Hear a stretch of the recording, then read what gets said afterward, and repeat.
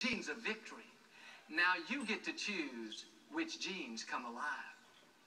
You may have had a lot of negative baggage passed down to you in your family line, or addictions, divorce, depression, low self-esteem. Don't be passive and just accept it. God has raised you up to put an end to it. You got to draw the line in the sand and say, that's it. I'm turning off the depressed gene. I am not going to live my life discouraged. This is the day the Lord has made. I am going to choose to be happy. What are you doing? Deactivating the depressed gene. You're turning it off. Why don't you turn off the negative gene? Turn off the alcoholic gene. Turn off the self-pity gene. This is a new day. Don't blame the past. Blame mama. Blame granddaddy. Take responsibility and start activating the right genes. If you'll start making right choices, you can override the negative things you inherited.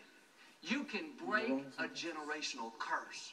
You have the power not only to put an end to it, but you can start a generational blessing. You can pass down things that will make it easier on your loved ones. After all, our children have enough to overcome without carrying around all of our negative baggage. Even if you don't do it for yourself, do it for your children. Do it to make it easier on those that come after you. The scripture calls this negative baggage an iniquity. And it talks about how it can be passed down for 4 generations. The things you struggle with, they didn't just happen to show up. Somebody in your family line opened the door.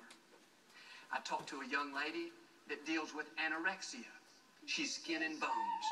She told how her mother has the same problem. Her grandmother struggled with it as well. That's not a coincidence. That is an iniquity being passed from generation to generation.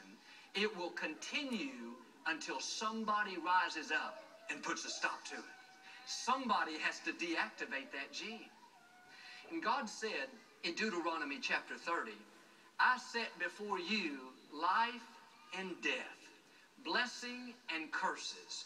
Choose life so that you and your descendants will live. Notice